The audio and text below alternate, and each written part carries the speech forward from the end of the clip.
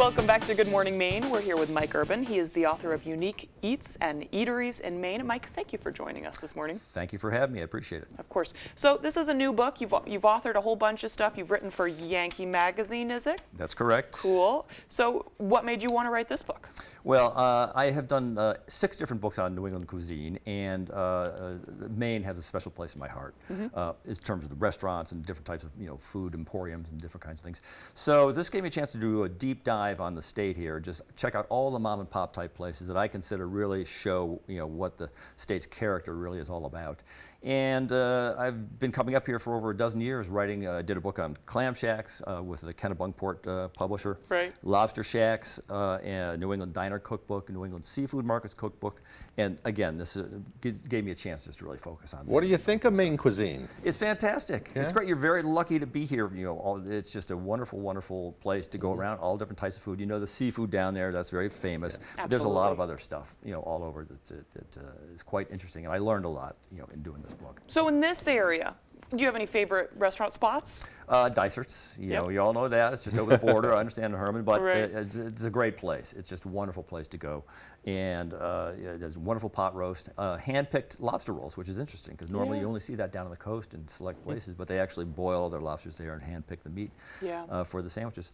And then there's coffee pot sandwiches at the Coffee Pot and Legacy. Iconic subs. And these are the kinds of places, again, that I wanted to put in there. I know the original one closed, but the tradition continues at these other places. But those are the ones in the Bangor area that I wanted to focus on more than anything else. I, by the way, had a delightful dinner at Patty's last night. Nice. Downtown, and just went in. They had a wonderful, Irish folk music going on. I love Patty's. There's nothing like it. It sort of seems to be the beating heart and soul of the restaurant district. Absolutely. I was there on opening day in 2007. Congratulations. There you go.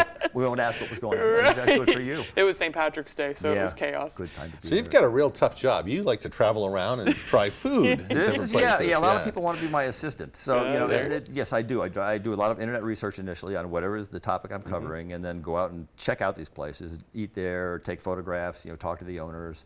And it's just a real fun, more of a hobby than anything else. Right. Absolutely. Yeah. Well, if you ever need somebody to come with you, here we go. Let me know. You got it. I'm a professional eater. Yeah. So, I mean, as far as the culture of Maine food goes, how do you say it's different? Is it different than other New England food cultures, do you think? Well, I think primarily in the seafood area, yes. Yeah. I mean, if you want lobster, come to Maine, because this is where the lobsters are. And the state has had the most time to figure out how to serve them properly in many different ways. And then you have that gem, Portland, down there, which is just, a crazy food a food place, hub. Place. Yeah, a mecca where all kinds of people, all different things are blending together, But I found in going around that, Maine does have its own unique take on so many different, even types of ethnic cuisines and things like that. Very original stuff, and it's hard to really nail down in a brief way, but it's just a marvelous place in terms of the food that's here. So have you sent your postcard into the Lost Kitchen? Oh, yes.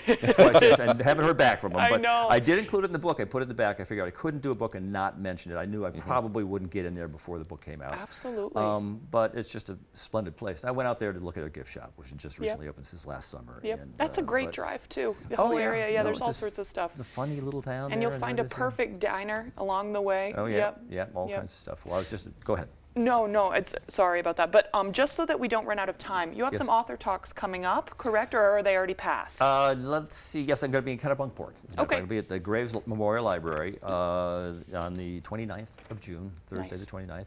And I'm going to be, actually today I'll be down at Freeport, not giving a talk, but signing books. And then on July the 1st, I'll be in Portland at the Sherman's store. Nice. Sherman's Love Sherman's. Yeah, Sherman's in Freeport today, and then Sherman's in Portland on the 2nd of July. Do you have a website if people want more information? I have a website, but yes, it's mikeurban.net. Okay. It's mostly for I was in book publishing for many years, so that's more professional stuff. But go to Yankee if you want to learn more about me. Go to Yankee and just Google, type in Mike Urban in the search, and I've done more than 30 articles for them. So, Easy enough. Fun stuff. Sounds good. All right. Well, Mike, thank you for joining us this morning. Thank you for having me. I appreciate it. Of course. We'll send it over to Devin Biggs for our full weather forecast.